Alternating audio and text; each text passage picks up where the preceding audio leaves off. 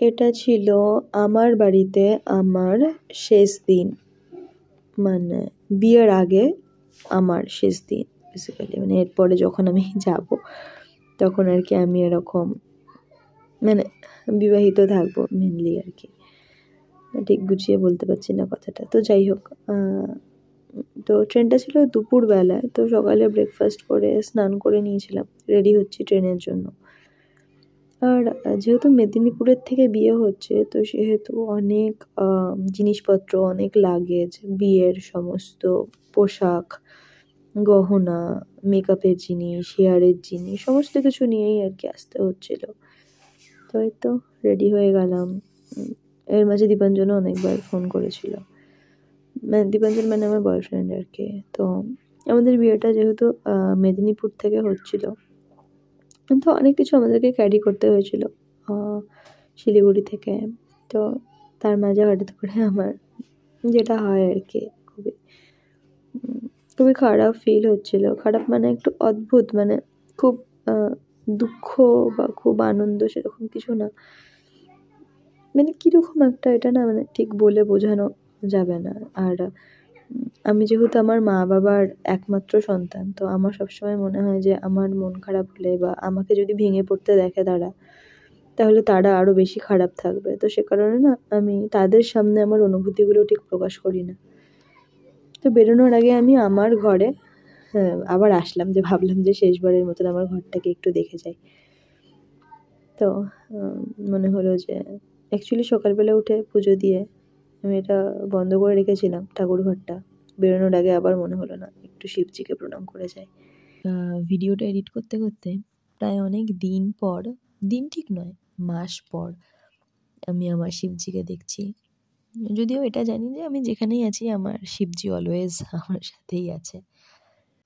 আরও একটা কারণ আছে জানো তো শিবজিকে শিলিগুড়িতে রেখে আসার, সেটা হলো যে আমার মা বাবার তো আমি ছাড়া কেউ নেই।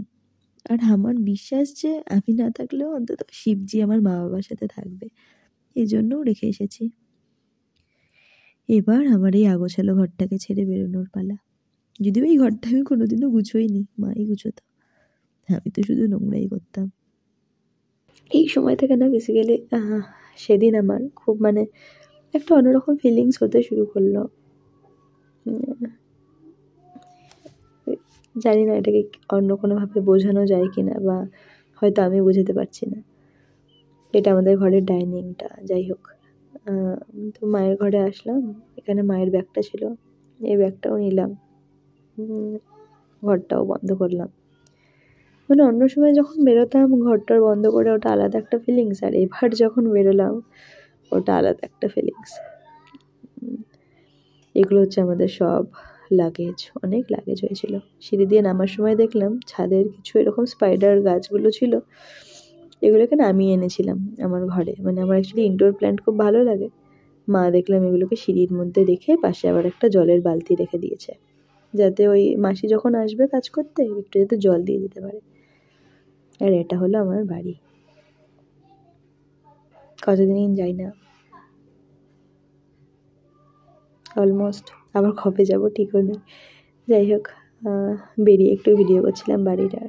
তো অলরেডি উঠে পড়লাম।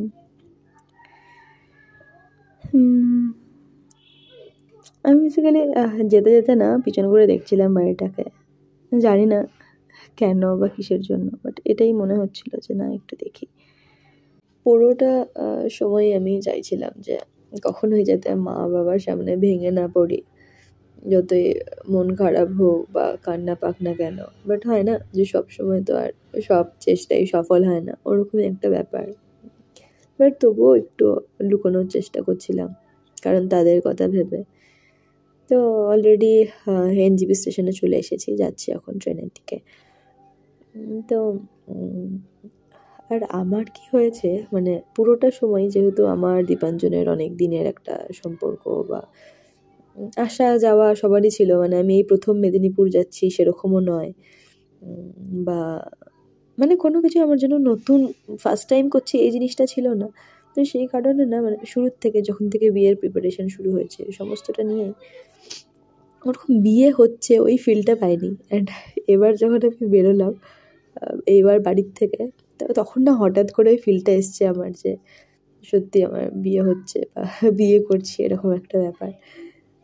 তো এই তো ট্রেনে উঠলাম, তো আমাদের সাথে আমি মা বাবা তো যাচ্ছি, আমার ছোট পিসি পিসো এরাও যাচ্ছে। তো পিসো তো ছিল বাইরে, দাঁড়াও পিসোকেও দেখাচ্ছি। এই যে আমার মা, বাবা, তো সবাই চলে আসলাম আমরা ট্রেনের মধ্যে।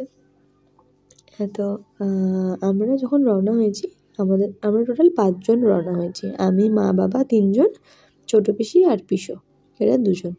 তো একসাথেই যেহেতু টিকিটগুলো করা ছিল, এই যে এটা হচ্ছে আমার ছোটো পিসো, ছোটো পিসো আর কি, আমি পিসন বলি। তো এই 5 জন আমরা একসাথে এসেছি মেদিনীপুরে। তো এবার ট্রেনে ওঠার পরে না পিসি পিসো সবাইকে যখন দেখেছি, তখন একটু গল্প করতে করতে তাও একটু মনটা নর্মাল হয়েছে। আর এই দেখো আমাদের কত লাগেজ, রাখার আর জায়গা নেই, এইভাবেই এসেছি জানো তো। আর বাবা এদিকে সমস্ত কিছু ঠিকঠাক মতন গুছোচ্ছে। এই তো এই করতে করতেই আমাদের সকাল হয়ে গেল।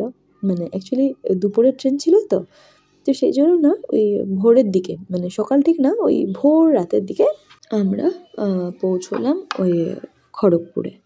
অ্যাকচুয়ালি ট্রেনটা ছিল ওই আসাম থেকে ওই সাউথের দিকে যাওয়ার ট্রেন, তো সেই জন্য খড়গপুরে স্টপেজ ছিল। আর আমরা ওভাবেই মানে ট্রেনটা না সিলেক্ট করেছি যাতে কাছাকাছি, মেদিনীপুরের কাছাকাছি নামতে পারি, কারণ ওই শিয়ালদা হাওড়া হলে একটু অসুবিধা হবে, আবার মেদিনীপুরে আসতে হবে।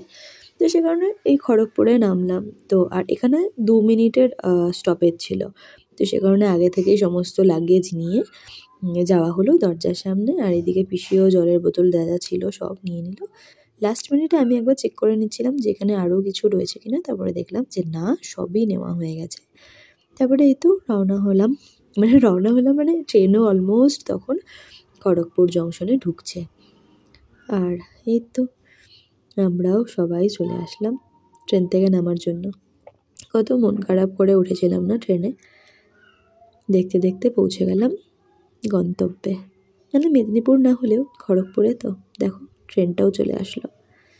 এই তো পিসি, মানে পিসু আর কি একটা একটা করে সব লাগেজ এনে দিচ্ছে পিসিকে। পিসি ওখানে দাঁড়িয়ে আছে, পিসি আবার ওগুলোকে নামিয়ে নামিয়ে বাবানের হাতে দিচ্ছে। বাবান আবার ওগুলোকে নিয়ে নিয়ে রাখছে।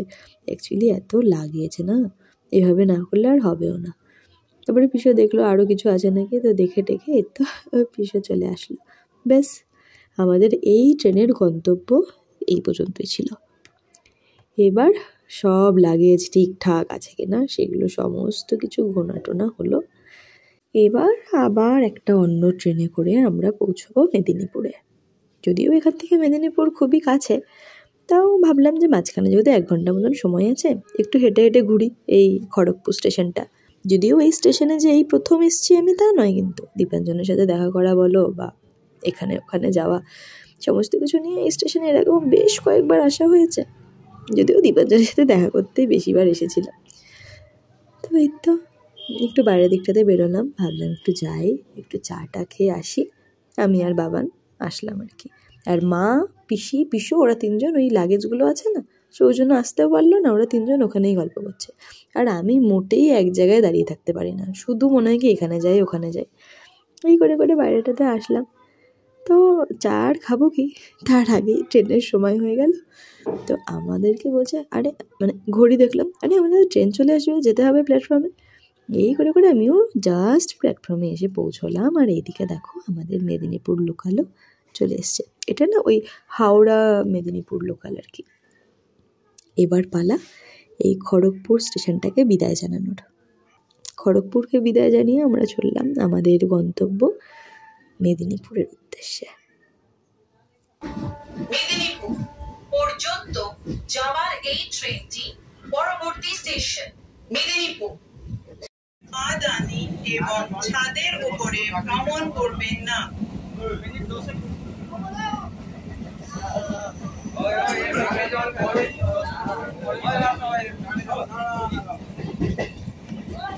कृपया पायदान एवं छत पर यात्रा ना करें।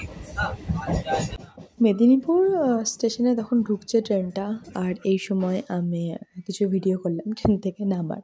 আর এই সময়টা না আমার মনটা একটু ভালো লাগছিল। অ্যাকচুয়ালি মেদিনীপুরে আসা, মেদিনীপুর স্টেশন, মেদিনীপুর শহর সমস্তটাই না মানে দীপাঞ্জনকে ঘিরে। মানে আমি এর আগে কখনো এখানে আসিনি, বা আমার পার্সোনাল কোনো কাজও কখনো পড়েনি। যতবার এসেছি দীপাঞ্জনের সাথে দেখা করতে, এখানে অনেকবার এখান থেকে ওকে বাই বলে চলে গেছি শিলিগুড়িতে, মানে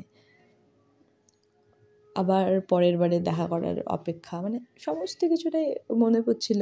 এখানে এসে আমরা ঘোরাঘুরি করা, খেতে যাওয়া, এটা ওটা জিনিস কেনা। আর এবার যখন এসেছি না, এবার ওগুলো নয়, এবার এসেছি মানে যা কিছু হচ্ছে সবটাই বিয়ে রিলেটেড। একটা অন্যরকম অনুভূতি, একটা অন্যরকম ফিলিংস, মানে ওই ভাঙা গড়া দুটোর মাঝখানটাতে ছিল এই সিচুয়েশানটা, যে একদিকে ওটাকে ছেড়ে আসা, প্লাস এইদিকে আমার দীপাঞ্জনের কত মিষ্টি একটা স্মৃতি রয়েছে এই সমস্ত কিছুতে। তো কথা বলতে বলতে দেখো অলরেডি পৌঁছে গেলাম। হ্যাঁ, এই যে শতাব্দী লজ, এই শতাব্দী লজটা পুরোটা বুক করা হয়েছে আমাদের বিয়ের জন্য। নিচতলায় খাওয়া দাওয়া, দোতলায় বিয়ে, আর উপরের ফ্লোরে সবাই যারা যারা আছে তাদের থাকার জন্য। তো আমার আর দীপাঞ্জনের গল্প তো অন্য কোনো ভিডিওতে বলাই যাবে। আপাতত এই ভিডিওতে শিলিগুড়ি থেকে মেদিনীপুরের জার্নিটাই তোমাদের সাথে শেয়ার করলাম। প্লাস আমার জন্য এই ভিডিওটা খুব সুন্দর একটা স্মৃতি হয়েও থাকলো। বিয়ের বাদবাকি সমস্ত ভিডিও না তোমাদের সাথে শেয়ার করবো, হ্যাঁ, খুব শিগগিরই। যা যা কিছু আছে আমার সাথে সবটা। চলো আজকের জন্য এখানেই বিদায় নিচ্ছি। সবাই খুব ভালো থেকো। সবার সাথে আবার পরবর্তী ভিডিওতে দেখা হচ্ছে।